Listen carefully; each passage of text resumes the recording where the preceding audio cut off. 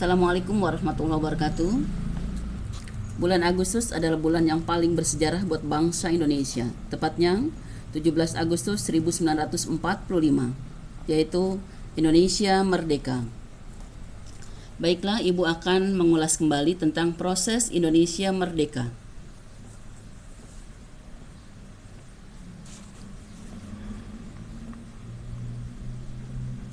Di akhir tahun 1944, Jepang sudah kalah dengan jatuhnya Kepulauan Saipan yang sangat strategis. Oleh karena Perdana Menteri Koiso pernah berjanji kepada bangsa Indonesia, dan salah satunya adalah akan memberikan kemerdekaan kepada bangsa Indonesia kelak kemudian hari.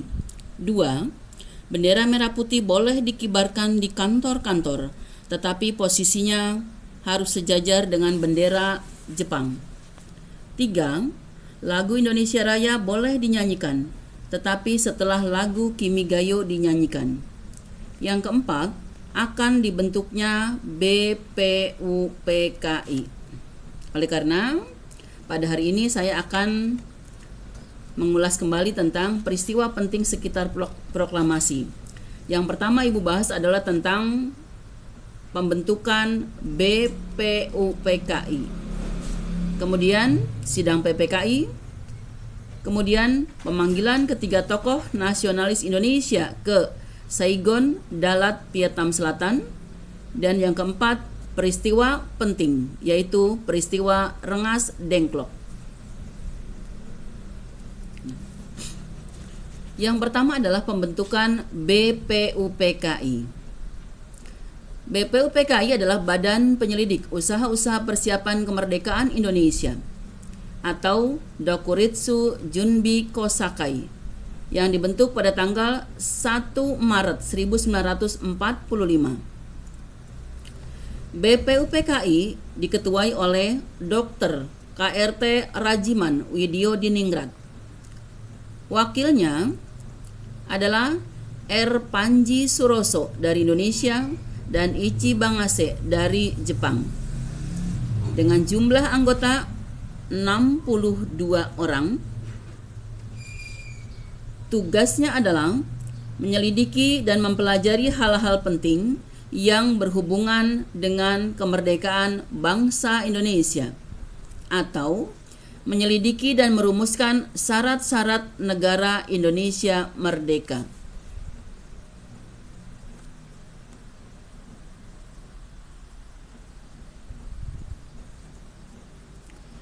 Kemudian BPUPKI 2 kali melaksanakan sidang. Sidang pertama pada tanggal 29 Mei sampai dengan 1 Juni 1945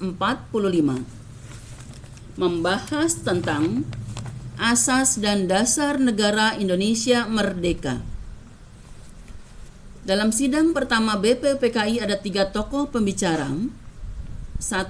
Muhammad Yamin, 2. Supomo, dan yang ketiga Insinyur Soekarno.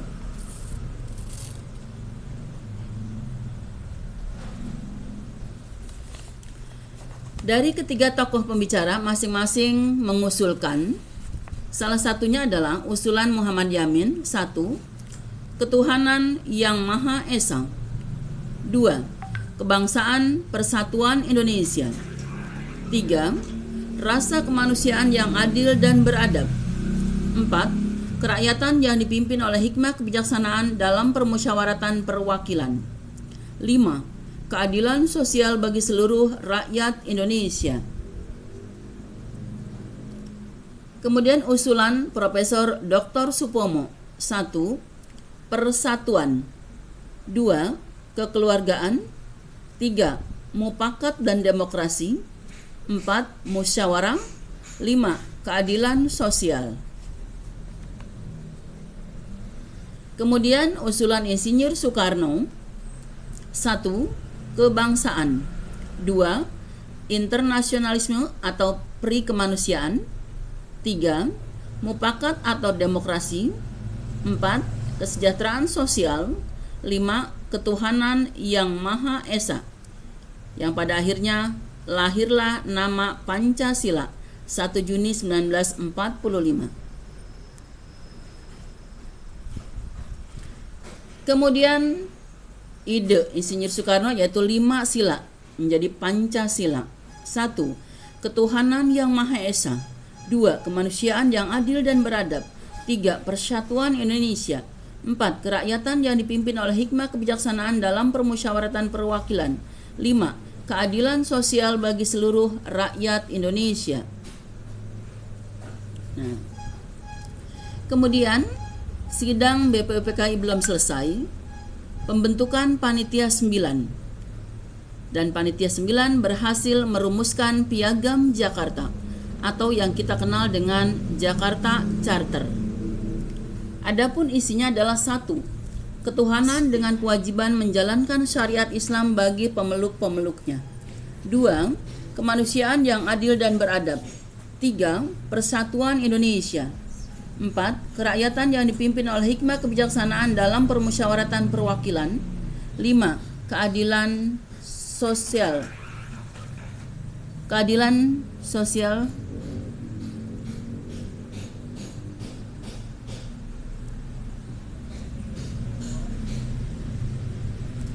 sosial bagi seluruh rakyat Indonesia.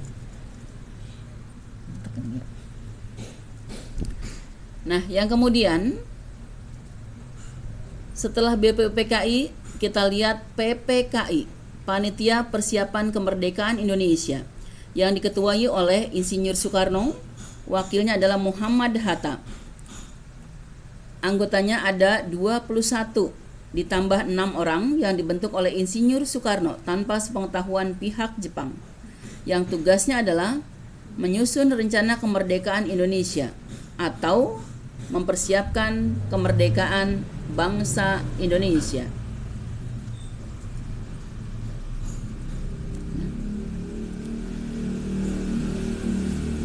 Kemudian pemanggilan ketiga tokoh nasionalis Indonesia ke Saigon, Dalat, Vietnam Selatan. Kenapa? Karena kalau kita lihat pada saat itu Jepang sudah mulai kalah.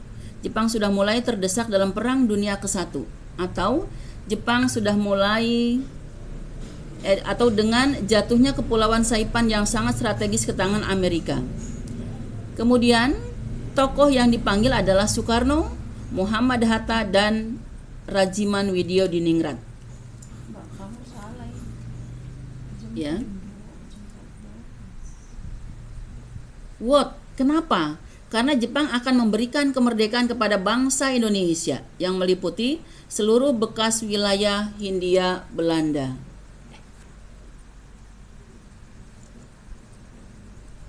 Nah, kemudian ada peristiwa yang sangat penting, yaitu peristiwa Rengas Dengklok. Peristiwa Rengas Dengklok adalah peristiwa pengasingan atau peristiwa penculikan Soekarno-Hatta ke Rengas Dengklok agar terhindar dari pengaruh Jepang. Kenapa terjadi peristiwa Rengas Dengklok? Kita pasti tahu, karena adanya perbedaan paham atau perbedaan pendapat antara golongan tua dengan golongan muda tentang waktu pelaksanaan proklamasi.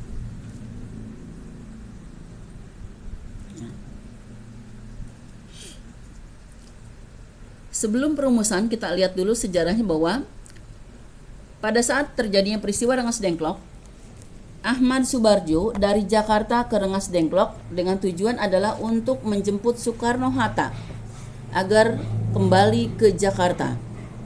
Namun dengan jaminan nyawa bahwa proklamasi kemerdekaan bangsa Indonesia paling lambat besok harus sudah diproklamasikan, tepatnya jam 12. Nah, dengan adanya jaminan dari Ahmad Subarjo, kemudian Soekarno-Hatta boleh kembali ke Jakarta atas seizin Sudanco Subeno sebagai komandan Kompi Peta yang ada di Rengas Dengklok. Kemudian Soekarno-Hatta boleh kembali ke Jakarta, tepatnya ke rumah Laksamana Tadashi Maeda, Jalan Imam Bonjol nomor 1 Jakarta, untuk merumuskan naskah proklamasi. Kemudian kita lihat perumusan naskah. Yang merumuskan naskah adalah Insinyur Soekarno, Muhammad Hatta, dan Ahmad Subarjo. Kemudian yang menyaksikan BM Dia, Sudiro, dan golongan muda.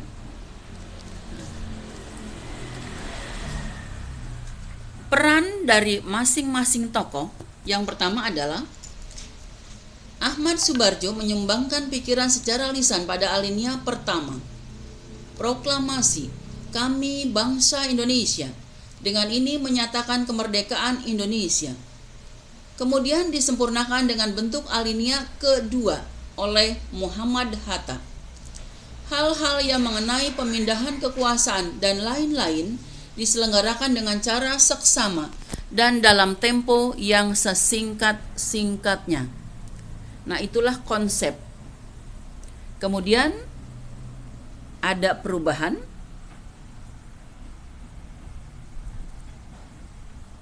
Ya. Sebelum diketik ada perubahan. Nah, salah satu perubahannya adalah kata tempo diganti dengan tempo. Yang kedua, penulisan tanggal Jakarta 17 Agustus 05 kemudian diganti dengan Jakarta hari 17 bulan 8 tahun 05. Kemudian yang ketiga perubahannya, wakil-wakil bangsa Indonesia diubah menjadi atas nama bangsa Indonesia Soekarno-Hatta.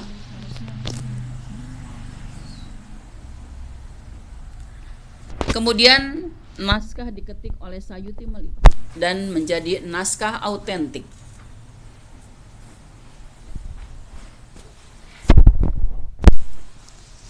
Proklamasi, kami bangsa Indonesia. Dengan ini menyatakan kemerdekaan Indonesia.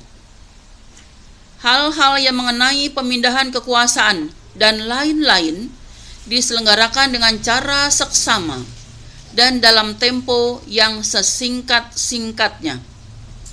Jakarta, hari 17, bulan 8, tahun 45, atas nama bangsa Indonesia, Soekarno-Hatta. Merdeka, merdeka, merdeka. Perlu adik-adik ketahui, walaupun di awal bahwa Jepang berjanji kepada bangsa Indonesia akan memberikan kemerdekaan. Nah, itu sebenarnya hanya teori saja. Dan kamu harus tahu bahwa